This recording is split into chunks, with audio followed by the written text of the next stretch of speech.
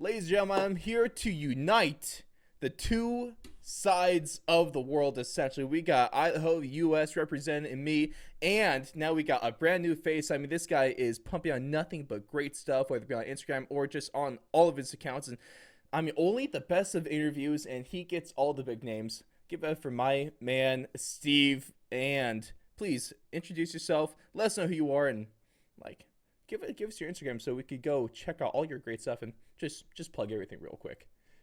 Yeah, thanks very much, Ross. Ross at the Fourth and Long Radio. Thank you very much for allowing Scotland into the world of Idaho. It's stevejamessports.com on all your social medias.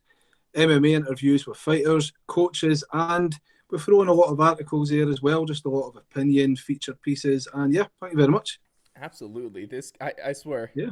you it's almost like just a Brett Okamoto that you can talk to for just a Scottish version because you guys get just as good as name quality, and so it's on and some really thought provoking questions too. That's why I like most about your stuff is that I tried to kind of I've learned from you with some of my interviews where it just a lot of people ask the same questions. A lot of fighters hear the same questions. You're able to get some Yeah. unique ones in there and really show a different side of the fighter, which is a hard thing to be able to do. So, of course, I commend you on that ability. Yeah. No, for me, it's about if I want to learn about how the fighter got into fighting, I'll read their book one day. I just want to get right to it, pre-fight or post-fight or something that maybe makes me tick that I want to learn more about them. We can run about on the internet and look at articles and find out what karate class they joined when they were 4 and 5. I'll find out all that stuff other than that. When I'm talking to a fighter, I want to get the information. I want to know how they're feeling going into a fight, after a fight, their agenda, what their thoughts are on current events and current situations. In a kind of sociological way, it's always kind of to analyse and investigate in a way to try and get really thought-provoking info and share it with the world. As a fan myself, pretty much. Absolutely. I mean, it's so much Yeah, fun being a fan of the sport, be able to talk to the people you see on TV 3 4 times a year fighting. So yeah, it's a hell of a thing to be a part of. But what we got in store for you guys is, of course, we're going to take a look at 2021. We're fresh into the brand new year, so of course, happy New Year to everyone out there. Steve was able to get into the new year before I was over here, so he's speaking from the future. So that's kind of neat, little time traveler action. yeah. But there's a lot of guys that made some names for themselves, so we're going to take a look at that. And then we're going to obviously talk about some interviews because we both love that stuff, and we're going to take a look into 2022 because, man, if I don't think I've ever been more excited for a year of MMA as I am because there's just some ridiculous fights, some ridiculous events, and a lot of stuff that is probably going to go down next year. But of course, ladies and gentlemen, like you said, cjamessports.com. Go check them out. You can find all of our stuff at thefourthandlong.com for all of our MMA stuff. That's /MMA. And we're doing our award show coming up this week. So that's going to be a fun one to catch. But let's hop into things, Steve. And let's take a look back at the crazy year that was 2021. And there's a lot of great moments. Which one, like maybe right through your head or something you might want to think about a little bit more, which one stands out to you the most? 2021 for me, it's a really hard one. There's so many different narratives, so many different storylines. For me, the Volkanovski and Brian Ortega fight's one that I can't seem to get out of my head.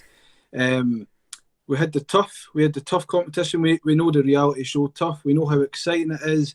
We know that everybody's followed it over the last couple of years, and it's created some of the best stars that we've got in the sport today. But Ortega, Volkanovski, there was just something completely different. What they brought to it, people didn't want them to fight. They didn't really think there was going to be an excitement to the fight. They thought it was just going to be Volkanovski, Ortega, two guys who are perhaps kind of teetering between being fan favourites to not being so much. And people kind of counted it out. And then we get the fight. And now it's been immortalised in history for being one of the best fights, not only in the division, but in the world. And that for me is perhaps the one that kind of resonates and that I'm going to kind of take with me into 2022 almost as a benchmark to see what people are like, what's people learn from the ground game, the heart of Brian Ortega and Volkanovski, and the fact that Volkanovski, after all of the disrespect, if you want to say that, I think he's finally been recognised as a really, really tough, dominant champion, and I think that next year is going to be an even greater year for him. Obviously, and personally, I thought too, like the two fights with Holloway were they definitely create controversy. There's no doubt that Yeah. Volk won the first fight. The second one, I still think it was Holloway, but like I wouldn't call that one robbery because it was just a super close fight. It's In too that one, close. Yeah. right? Obviously, I'm super looking forward to the trilogy that we're hopefully going to get in 2022. Yeah. But for me, Volkanovski went from a guy that had controversy against one of the greatest featherweights of all time, and two, he's now solely in conversation for maybe he's going to be the greatest featherweight of all time. This guy is a freaking stud, and him along with Derek Lewis have proved. I've joked that they've proved that Brazilian Jiu-Jitsu isn't real. It's a mindset because he was getting choked out a couple times, and he just got out. Did you see Magic Man. how quick Ortega sprung onto Volkanovski? He didn't even have time to prepare for a way to get out. He was stuck. He even said for a minute that he felt like his throat kind of gargling under the pressure that Ortega's submission, and he still got out. That was it the third round that really exploded, right? Or was it third or fourth? I think it was a third, but that fight was ridiculous, man. Yep. Oh, that was lived up to everything that people never thought it would be, and now it's immortalized in history, and there's a new appreciation for both fighters. And as you said, featherweight GOAT. We know that in terms of popularity, there's still a wee bit way to go, but records and accolades and evidence of such spectacular performances, that speaks for itself. So I think that he is going to need to be in the conversation because we know the featherweight GOAT has been we've had the McGregors, we've had the Mendes, we've had Jose Aldo, we've had Holloway, and we know that Holloway has been extremely amazing.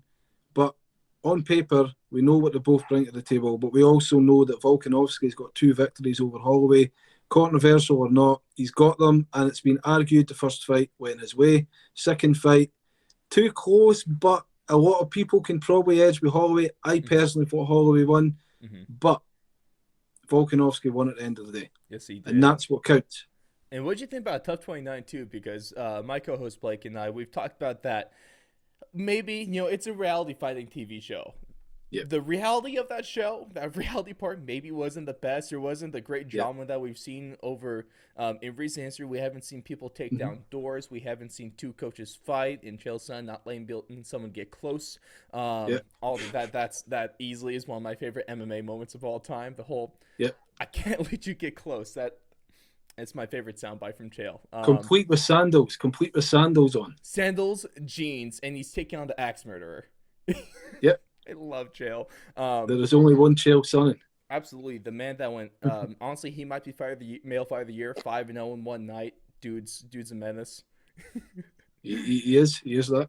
But the fights themselves, though, while the reality show might not have been great, the fights themselves, it might have been the best season of Tough ever, just in terms of the quality of fights. Like Ricky Turcios and Brady Hiestand, that honestly could be an honorable mention for fight of the year. What do you think about that part? Yeah, thought it was amazing. I thought it was great. 2 fighters, both hungry, both had a kind of fairly long kind of way of getting into the UFC. They both had setbacks in the past, but what they brought to the table was just immense, and we've been able to see from the fight leading up to where their respective careers are now, it's all going in the right way. We've got Ricky as well, perhaps becoming a bit of a fan favourite as well through a lot of speeches and a lot of dialogue and a lot of positivity. He's a fun guy. He is.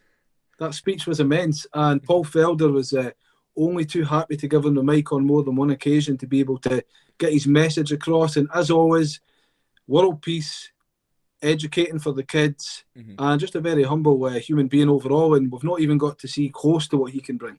Exactly. And one thing I'm super excited about, of course, Brian Battle was the winner of the middleweights.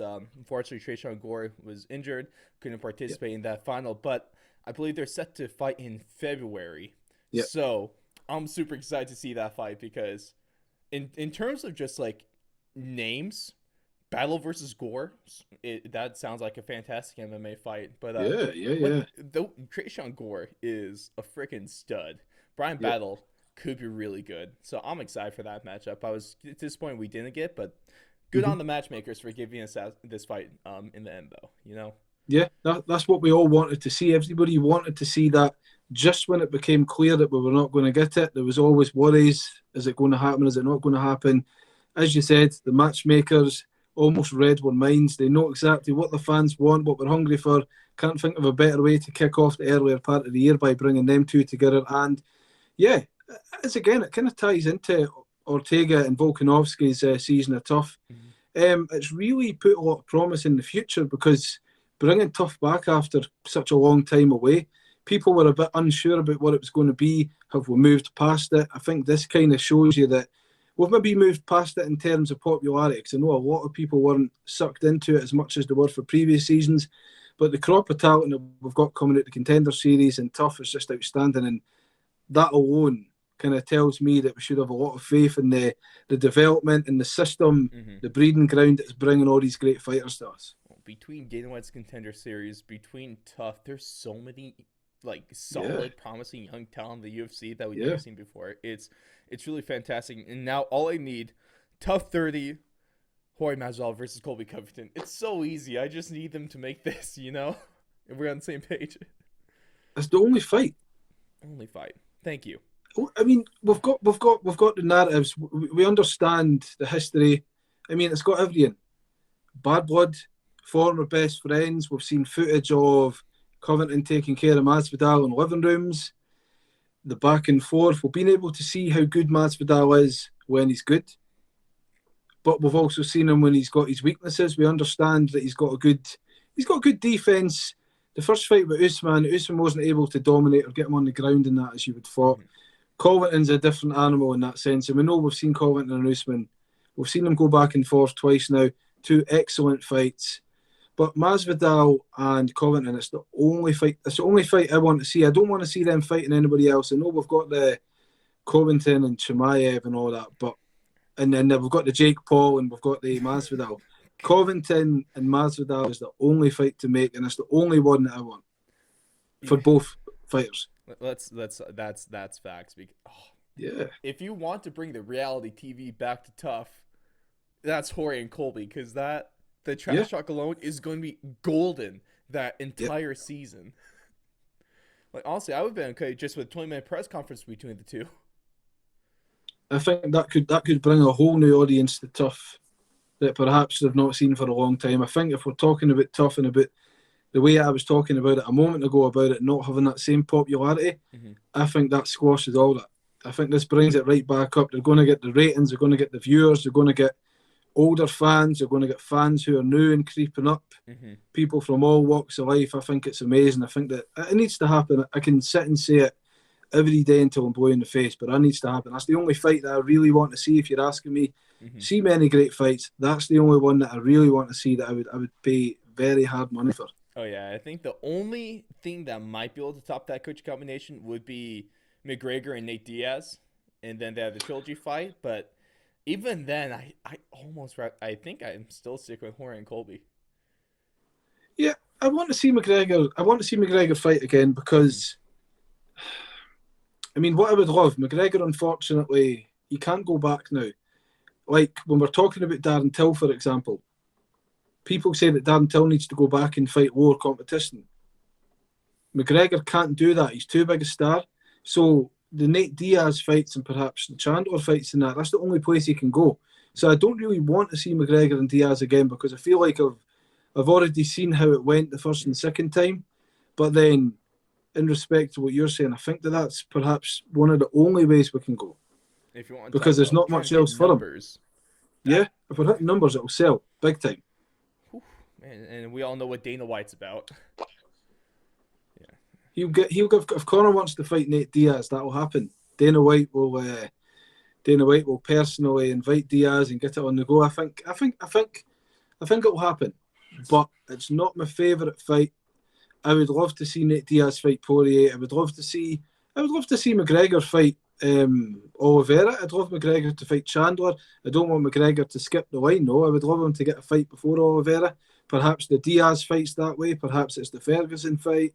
Yeah, it's a very confusing time in the world of McGregor, because we don't know what's next, and we don't know what he's thinking. We know we can all think what he needs, but we don't know what he actually needs and what's going to happen. Part intriguing, part confusing, and a bit of part frustration. That is a damn fact Yeah. from you. Let's go into the next thing. I kind of want to talk about, like, we've seen stars rise year after year. Last year it was the Kevin Holland show, going 5-0, and unfortunately he's taken a little bit of a decline. But now he's wrestling again, and I Yep. mean, if we saw it, it was a Fury last week. Yep. He got taken down and he stood up. So we've seen legitimate improvement from Kevin. Man, I hope he does well because he's such a funny guy. But there's there's a lot of fighters this year that you can talk about that really made a name for themselves in 2021. Who sticks out to you, and who do you kind of want to focus in on? If we're talking about, I mean, making a name for themselves, one fighter that sticks to my mind. I mean, we can talk about a lot of talents.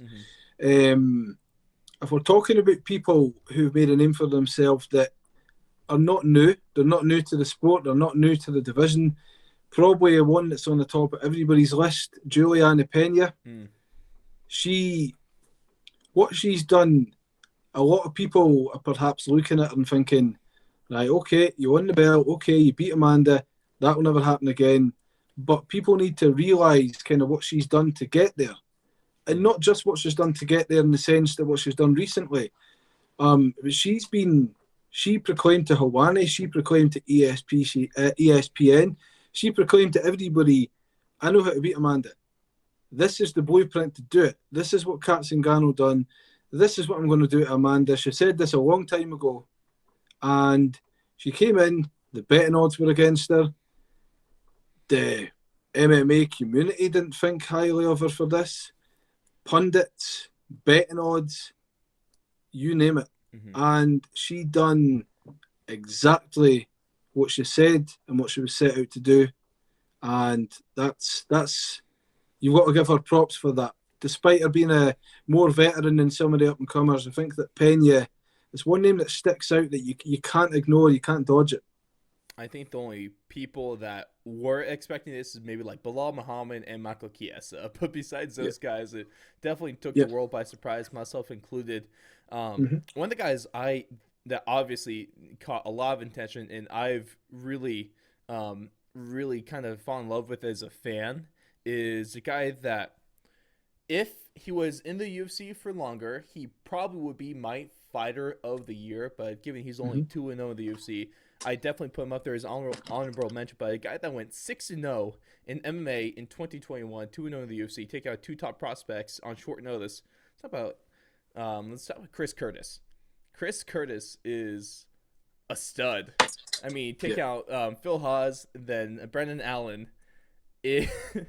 And originally he was a welterweight. Now he's actually stepping middleweight just because we saw that he doesn't want to cut weight anymore. So I don't blame him. But when he's knocking these guys out, man, he has a hell of a 2022 to look forward to. Yeah. And again, it's betting underdogs. He never came into these fights being the favourites. People looked at him. He's been fighting for a long time.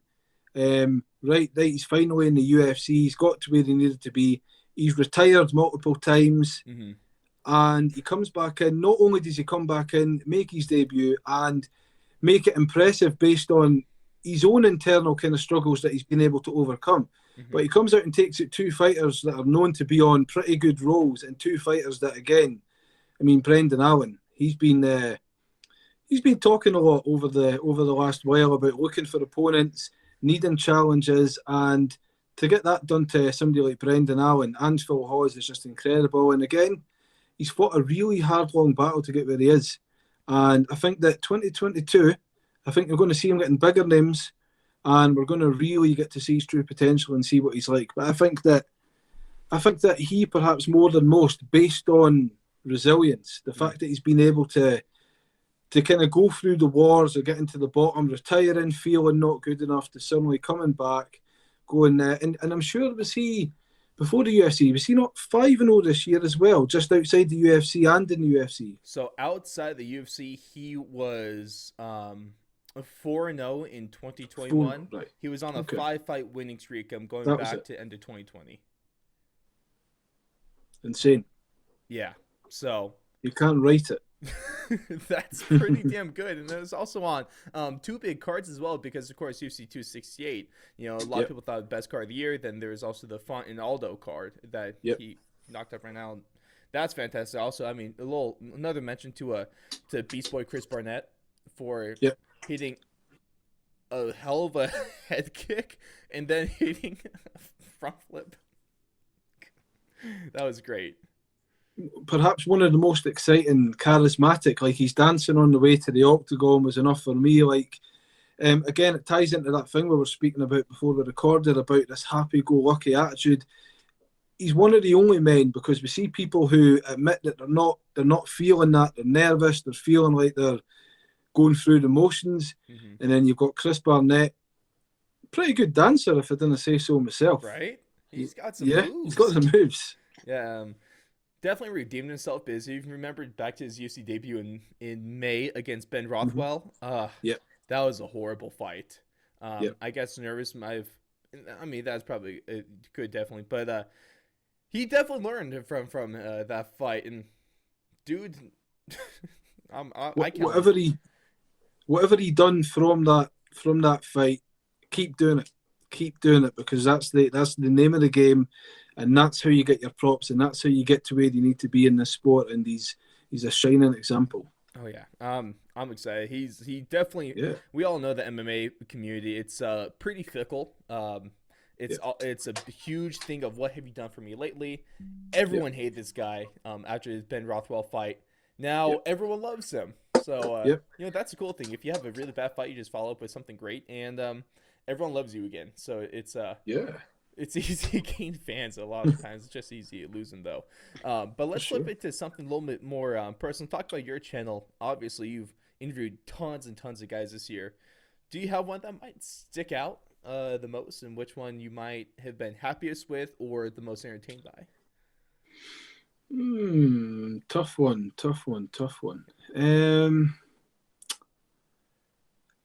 That's a good question. Putting you on the spot the first time on. I think one of the most exciting ones. So I've been a fan of a lot of fighters, but man of the UK, man of the world, if you will, Paddy Pimblett was one fighter who I've been eager to talk to for some time. And if you followed his career before the UFC, very successful going into the UFC, considering his Cage Warriors background as well. Champion after champion. Are you familiar with Paddy Pimblett from the Cage Warrior days? Absolutely. I mean, I wasn't watching him while like he was doing his thing, but you know, of course, when he was making his debut to the UFC, he had to catch up on that. Dual champ. This guy was just. I mean, the Conor McGregor comparisons are super. They're pretty easy to make, but there's a reason why they're super easy to make because they both dominate Cage Warriors. Yeah, dominated, and not only that, they gained the home fans. A lot of fighters have difficulty. Right? Sometimes they'll get fans sporadically. They'll get some fans in here and here and here, but then you've got fighters like him, Paddy Pimblett. He's got the whole nation. He's got the whole nation on his side, the whole country, selling out arenas. Charismatic, confident, real. Sometimes gets called arrogant, but arrogance and confidence is a really hard mix. Kayla Harrison is someone who gets the same things. People think that they're arrogant, but nothing wrong in having a bit of confidence. But for me, Paddy Pimblett, the interview that we had was full of confidence, but he didn't mince his words. When he says it with conviction. He knows what he means. He knows it. He understands the game. He understands that inside the cage fighting. He told me he's going to be the cash cow for the UFC. Got a bonus on his first ever performance in the UFC, and done it in a very dominant fashion. We know that he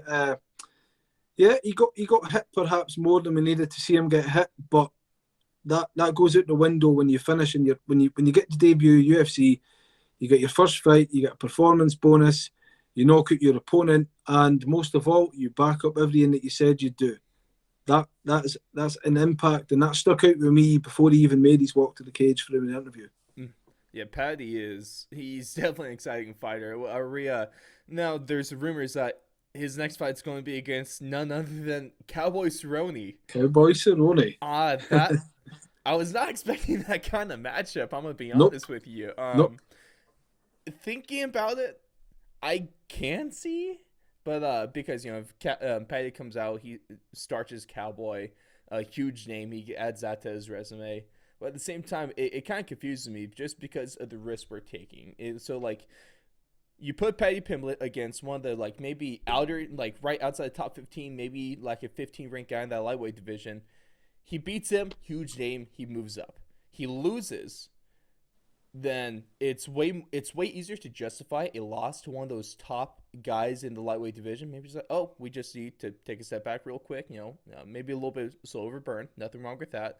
But if he loses to a really struggling, declining Cowboy, maybe some more questions arise from there. What do you think? I agree. I mean, not to say that we want to compare Alexander Hernandez and Paddy Pimblett, but Mm-hmm. it was another thing. Every time Cerrone looked like he was going out, perhaps before now, he looked like he was going out, and then he suddenly came back, and he was getting this whole gatekeeper type thing. He was defeating all the up and comers, apart from Till. Mm-hmm. He was defeating all the up and comers. People were managing to take care of business, but I think that it's a very, very risky. I personally would have thought the best thing for like O'Malley. I think Pimblett should have maybe been able to be put into a position where he fought people like O'Malley. Mm-hmm. Not O'Malley personally. People on the way up, maybe the same route that O'Malley's taken. We know that O'Malley's fought Chito Vera. Mm-hmm. Very tough fight. We understand, of course, the outcome. But I think that putting Pimblett in there with Cerrone, although it creates a lot of excitement and it brings a lot of popularity and fandom to the sport, I think it's too risky. I think it's too risky. If Pimblett gets beat, then we get to question how he got beat by someone that people are calling the gatekeeper and people who are calling worst. If he beats Cerrone, amazing, because he's beat a legend of the sport. But again, the way that Cerrone's been looking, it doesn't really add to the stock. I think he should take the O'Malley route, keep working his way up bit by bit, getting that opponent, because we know what happened to O'Malley. People were saying this is his biggest challenge, and he starts Paiva without too much of a problem. So I think that Paddy Pimblett should be going up very slow. He's only 20. I think he's only 26. He's still got plenty of time to grow. Mm-hmm. He's only just in this. He's only just in the UFC. He's already done so much before the UFC. Time's on his side, and I'm hoping that the people around him are going to be maybe striving away from Cerrone and maybe chatting to them in the same way that we are. Maybe weighing up the pros and the cons, and maybe saying he should go down the O'Malley route. O'Malley route, I think personally, people hate it, but I think it's smart. And It's as you working. said, he's getting the same money. It's working. Yeah, it doesn't matter who you fight as long as you're on that one contract. You're going to be making the same amount of money each fight. Yep. So, what's the point? O'Malley's doing it smart because he's getting wins, but he's not necessarily just like a can crusher. Because Hollion he's a really good fighter, and that Yep. just speaks that I'm definitely not going to take anything away from Hollion Pavia. Mhm. Paiva, excuse me. Coach Joey, when I had him on about a month ago, he was able to really break down how to pronounce the name properly. Of course, he mouthed there. Yeah, he was making fun of it too, how it kind of caught him off guard. But yeah, it's the UFC makes a lot of weird fights. I think we've definitely seen that. And I'd rather see, I don't know who I want Cowboy to fight for. I mean, let's be real, probably his last fight. But I'm not sure if it's Paddy, but it does sell because especially if they're trying to plan that fight for that one card. I think they're trying to do in Liverpool. American versus British. The UFC loves those kind of matchups. It's got the storyline. They always like to bring a bit of history into the mix. Right. Just like how we're never going to see Colby Covington fight anyone from Brazil, because let alone go to another Brazilian card, which is I think what they're trying to do in March or April. I think April. Right, yeah, they're doing something with that. So hopefully we get Charles Oliveira versus Michael Chandler there, or sorry, not Michael Chandler, excuse me, against Justin Gaethje, and then we get let's go Gilbert Burns versus Hamzat at that Brazil card too. Down with that. That sounds good to me. Right. Yeah. What and then the cool thing about the UFC is that there's like the production of it. There's so many people that go into, whether it be from the fighters to the organizers to just the staff to Dana White and the matchmakers himself, all the way to the refs. So, is there someone that you might think's a little bit more rated? Maybe like who? We all know Herb Dean is great. Dan Mergliata is great.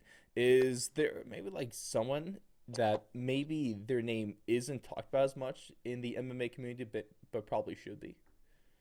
I love Joe Martinez, but we need to give Yes. Mr. Martinez a mention because I think that in the pandemic we know that he does a lot of fight nights, and we know that the man at the helm, the face of the octagon, we know Bruce Buffer, but I'm getting a wee soft spot for Joe Martinez.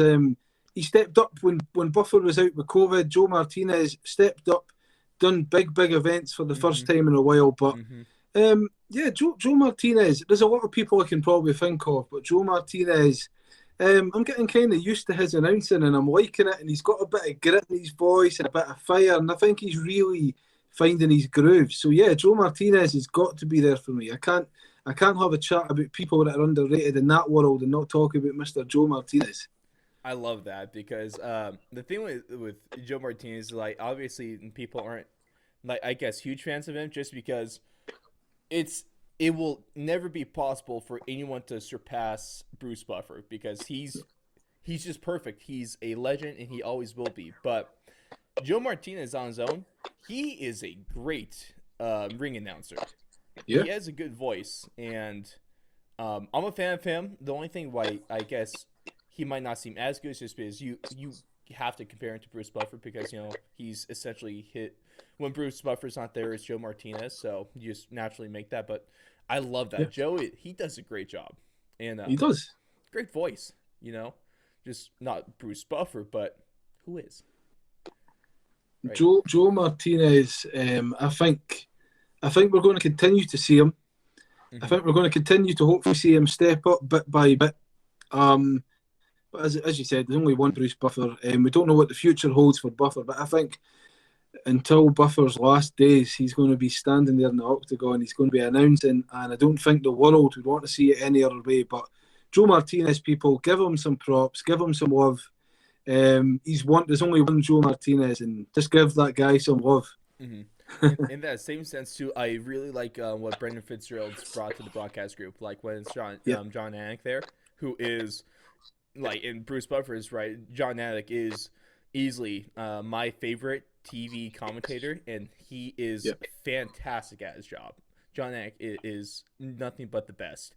I think one guy that doesn't get enough recognition is probably referee Mark Smith because you've I've never really heard anyone talk bad about him.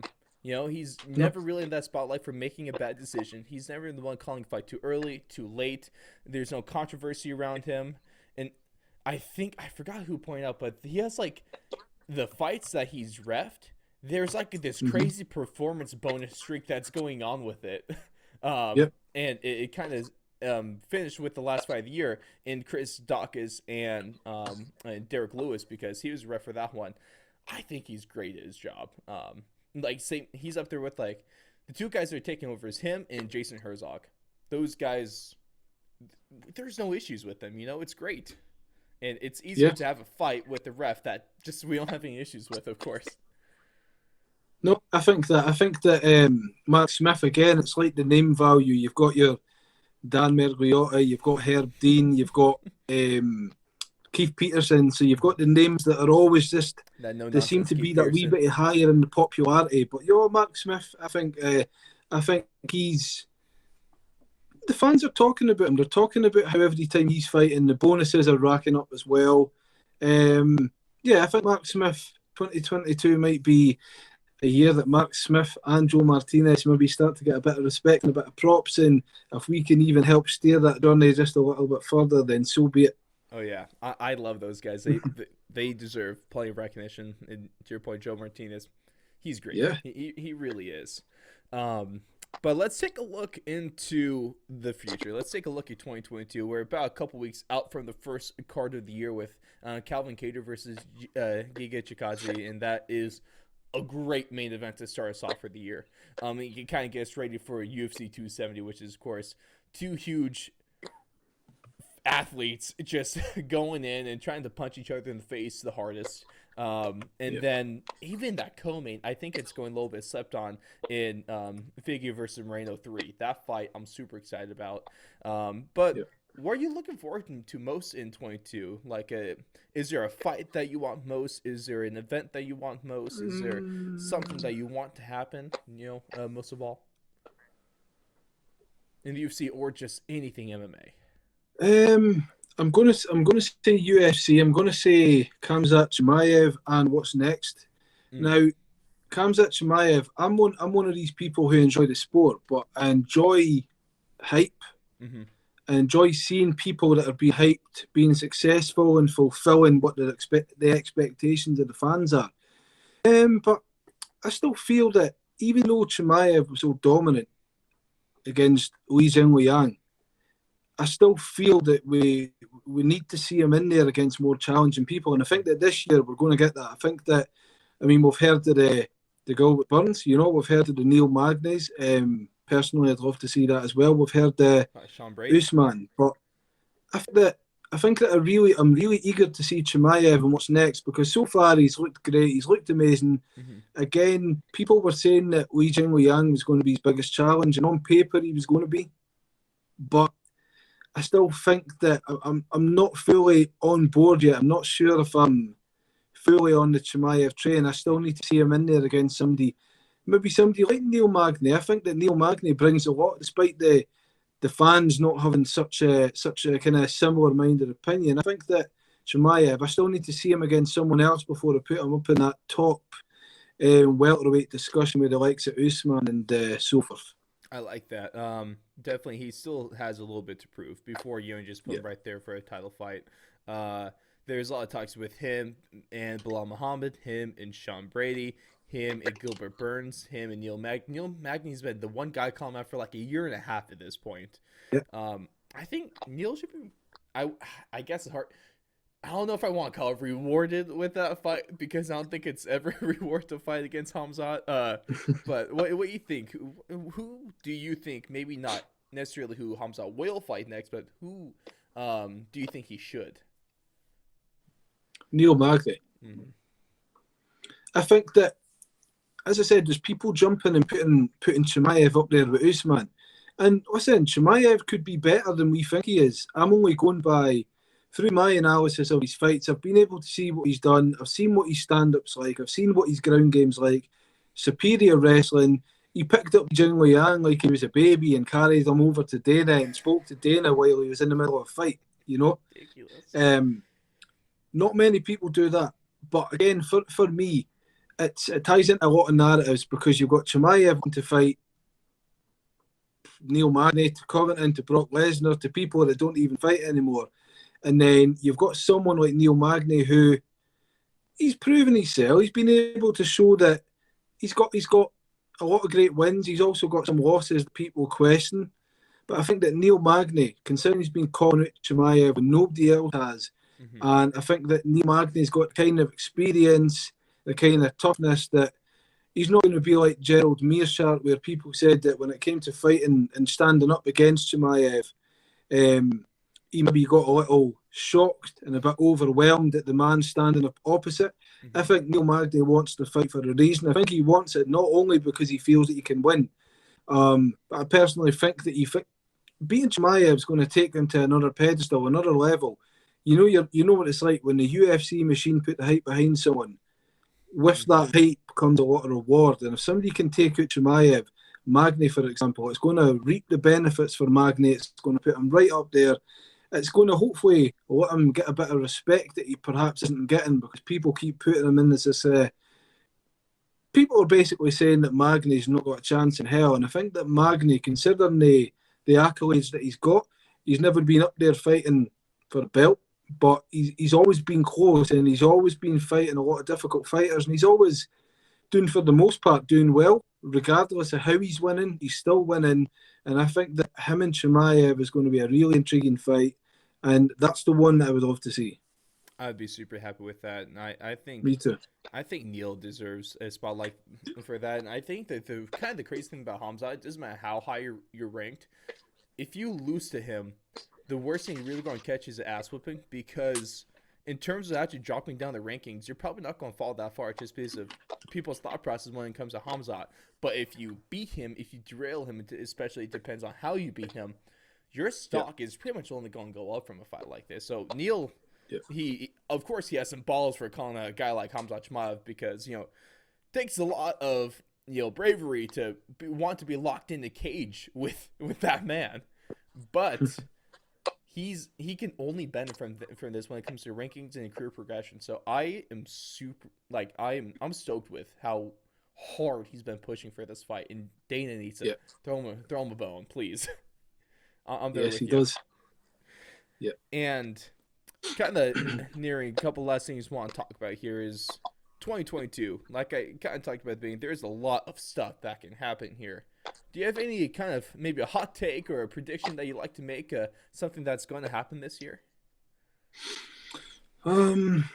I mean, I think we're going to see Till coming back. We're going to see a new version of Till. He's been in Vegas. He's been in Dubai. Yeah. He's had a lot of time to soul search. He's been hanging out with all the British boys, Brendan Loughlin, Leon Edwards. He's been really working hard on getting it.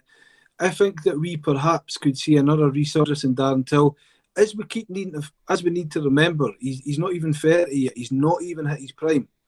He's learning mistakes. He's understanding the weaknesses. He's understanding what's going wrong. He's understanding what he needs to do to get back to that level where perhaps post Cerrone, because he had such hype behind him, like we says, he fought the Wonder Boy fight, and he got to levels where he became pretty much, he took over Bisping's position as the most recognisable and favourite of the British MMA fighters. But I think that Darren Till could really come back, do a lot of soul searching that he's done, come back, beat somebody like Uriah Hall, perhaps jump in there and maybe fight somebody like Gastelum, and then hopefully keep working his way back up. I think he's just got a lot of things to work on. I think that a long extended break was what Darren Till needed, and I think that 2022, from the way it's sounding, it's going to be a very different year for Darren Till, and I hope that that's going to be the case as well. Same here. And do you think a move back down to welterweight would be the best thing to go with?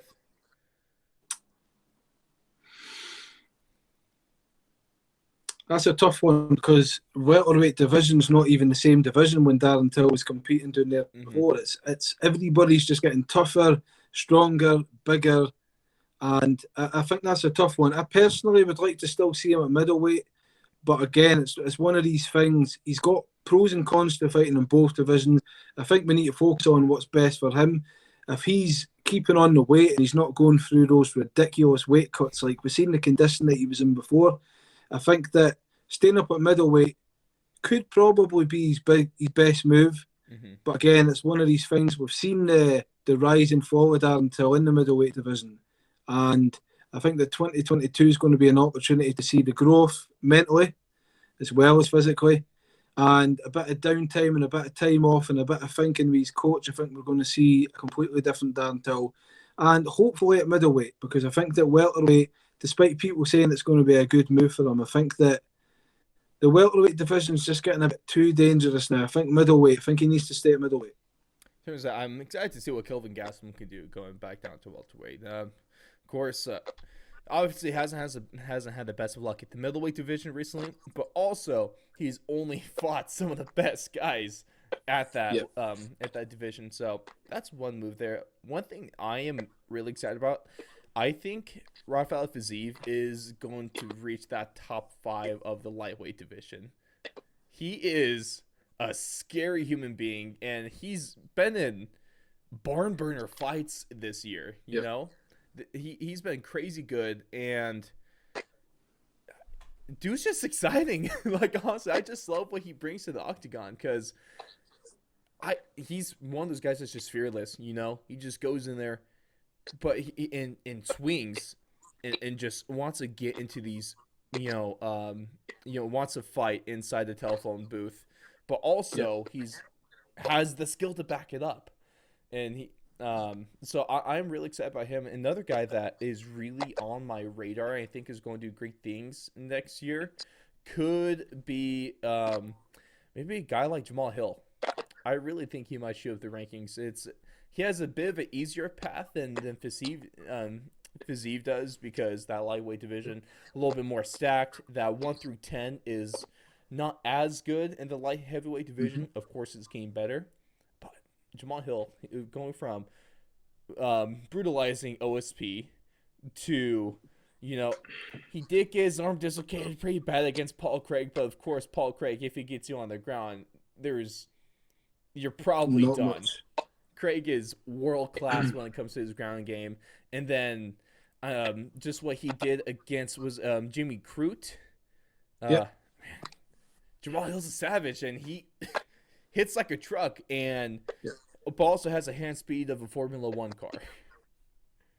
yeah. And he's still only in his late 20s. He's still got a lot of improvement. He's been mostly dominant. As we said, we know the setback with Paul Craig.